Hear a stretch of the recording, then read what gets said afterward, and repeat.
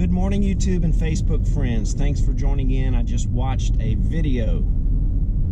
Buying an RV under $30,000. I want to kind of give my comments on what I saw and see if it relates to any of you that may be shopping for that very rare and hard to find RV that may just doesn't seem like it exists. And I'll shed some insider report tips on that type of unit if that's what you're looking for. To start out, I was this morning thinking about a topic to discuss, scrolling through my YouTube videos, and I watched a couple. They seemed kind of young, maybe about 30 or under, and he was looking for an RV for under $30,000. And of course he was looking for an A Class, a gas coach. And at the beginning of the video it shows him going through a lot of new coaches, anywhere from, you know, 100 grand to 150 grand, roughly that range. But that was after he said he was going to look for a $30,000 coach. So I'm not too sure if that kind of ruined his expectation, set the bar too high, and then when he started looking for that one under $30,000, it just wasn't working out too well. He starts out looking with the family. They go to some places. I think they were looking on Facebook, classified ads, dealerships, everything they could to find that RV under $30,000. It also shows him going to somebody's house to look at one of these under $30,000 A-Class RVs. And I only have to assume that he's looking for an out-the-door price, since he's talking cash and he's talking 30 grand. So if you were to add in tax, title, license, any other fees, you're probably looking for something. What would that be if your tax is 8, 9%, 10%? You know, probably a $27,000, $26,000 coach. And he pulls up at this house, and the junker he looked at, my gosh, this thing looked like something out of a Sanford and Son movie. I mean, just you could see the rust everywhere. Very rough looking RV. The inside looked like a roach motel. It was very poorly kept. And you just start to see the defeated look on his face. And the shopping, from what I could tell, it looked like it went on for a few weeks. And then he goes out without the family. He leaves the wife and the child at home. He goes out, and then he also wrangles his friend into coming to look with him. They go look at more RVs that are listed. And his conclusion was that, you know, they just aren't out there. And he said, when I do find one that kind of checks off all the boxes, is perfect, he said, by the time I make the move to go get it or to go, you know, go see it, it's gone. And that's kind of what I wanted to talk about today in this topic was what you may have heard the phrase called a cream puff, or that those very, very rare nice. And in the car industry, it'd be a rare car, but one that, you know, they just aren't out there. And when they are, they move really fast. Now, am I saying that it's impossible? Take my glasses off. Am I saying that it's impossible to find that type of unit? No, it is not impossible. Is it very hard?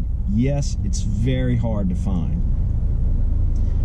Very, very hard, because at most dealerships, the salespeople have a list of people looking for that type of unit. They could have several people's names, numbers, and the minute that unit hits the lot, it's an all-out calling fest. Everybody's on the phone, everybody's texting, calling to get in touch with those people that left their name and number and said, hey, I'm looking for this RV under $30,000. So usually as soon as that hits the lot, it's sold within a day or two, or maybe quicker than that. I kind of relate it to a story. This was back, I want to say about 12 years ago for me.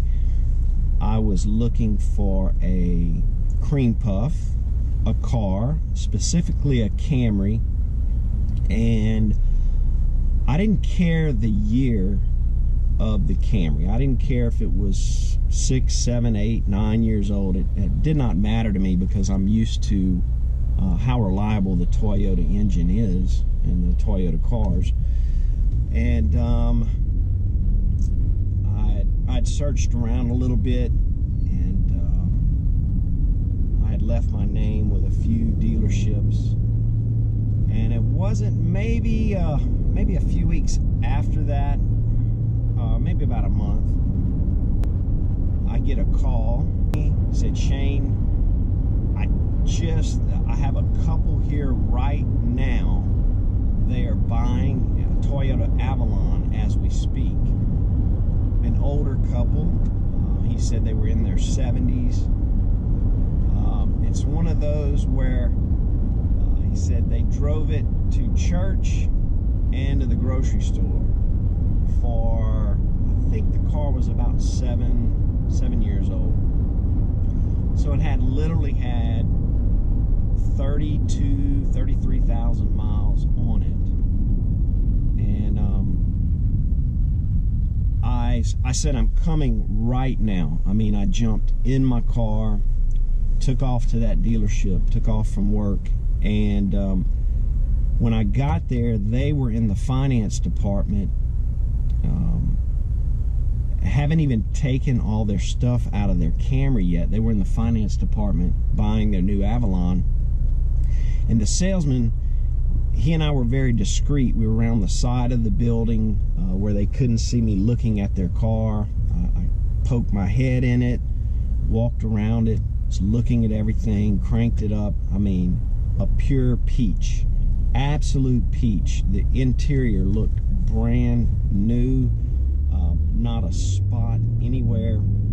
The car was super duper clean, and there was one scuff mark on a bumper on the corner from where he or she, whichever one of the couple, had maybe backed up and caught maybe like a pole or side of something, just kind of swiped it. It was brush mark, you know, typical of what you would find somebody maybe that has a few driving problems, not as good at driving.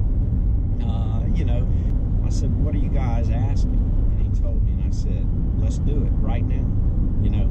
And I literally bought the car. It hadn't even been cleaned. They didn't detail it, didn't clean it out yet. The people's stuff was still in it. I sat down right there, and I bought that car as they were getting in their new Avalon. And so like I said, it's not impossible, but it's like it's almost like trying to see a unicorn or to catch a shooting star in the sky, you know, and the minute you see it, you have to call it out. It's got to happen that quick, and that's how rare it is.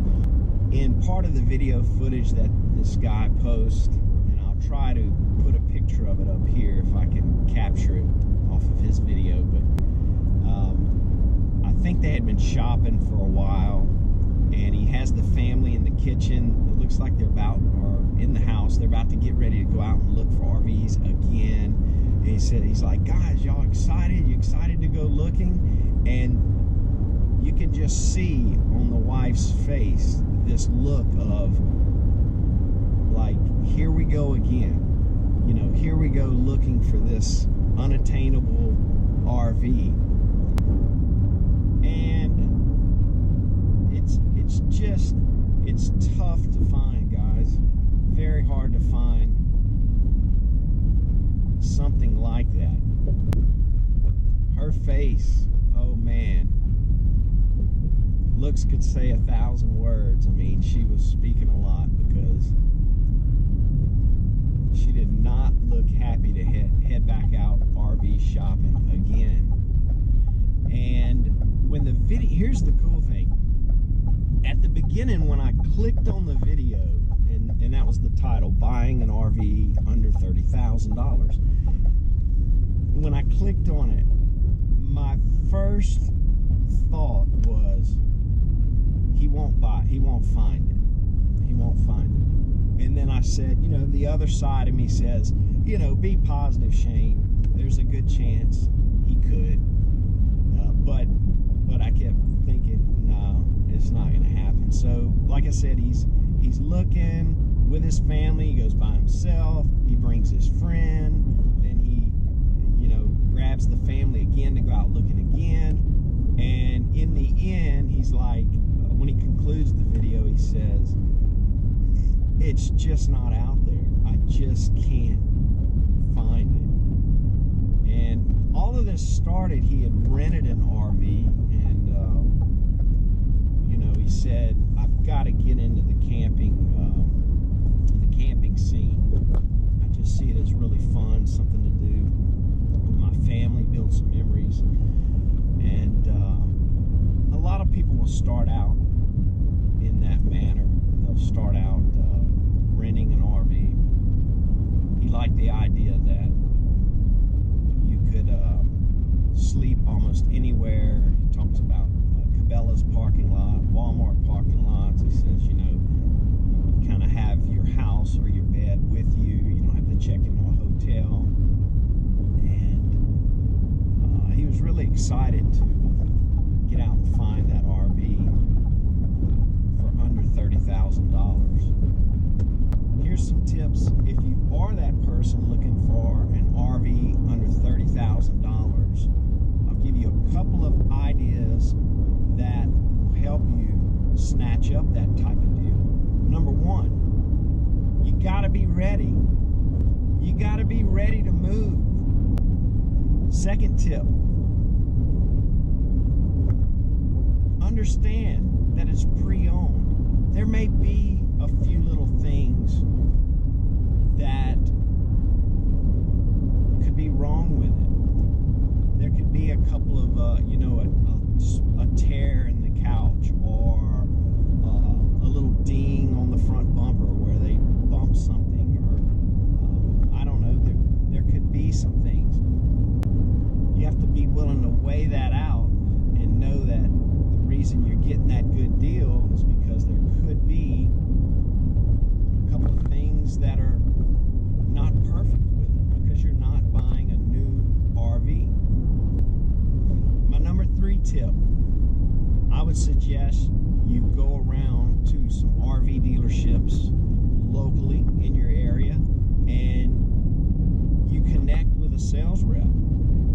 Make a friend and you say, this is what I'm looking for, and I am a buyer. I'm going to buy it if this comes in, and give him or her those parameters of what you will accept, what you won't accept, and say, only call me if it comes in like this. And then you need to kind of stay in touch with them every, I don't know, few weeks or months, you need to reach out to that sales rep and say, hey, this is Joe again. You know, I talked to you a month ago. I'm still looking for this. Has anything come in? Can you please make sure to remember me if you see that unit, and form that relationship so they will call you and you will get that phone call when it comes in, like I did with that Camry. I got that phone call that their stuff was still in the car when I bought it. But I already knew. I knew what to expect, and I knew what it was going to cost. I had a realistic expectation of how much money that type of car was going to be. I knew the shape it was going to be in, but I was really surprised at that one. And I was ready to move on it.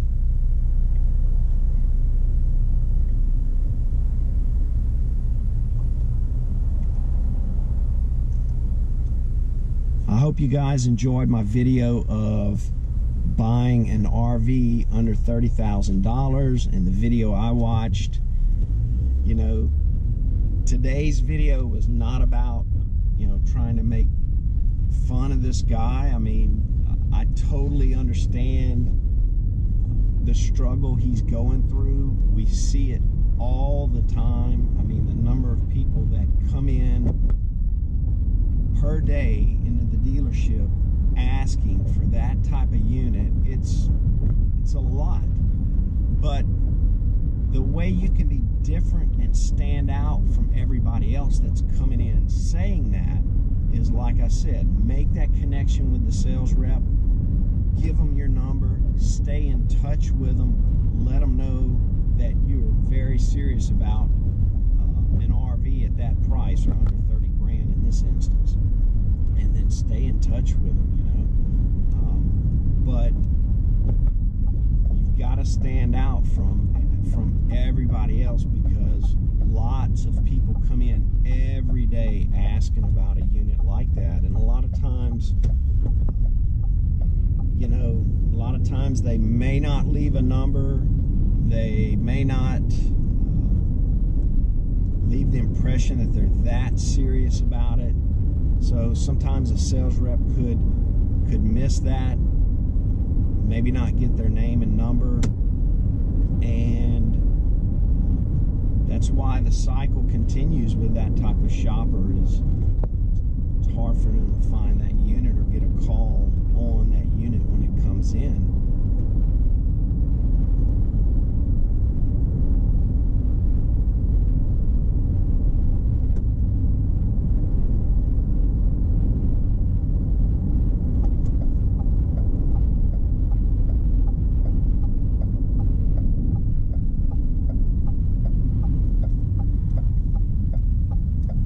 Up at the dealership. I hope you guys enjoyed my video. I want to thank you for watching. Be sure to hit that subscribe button below. Click that bell icon. That way you'll get updated on my next video as it comes out. And again, go make it a great day. Thank you for watching. Bye-bye.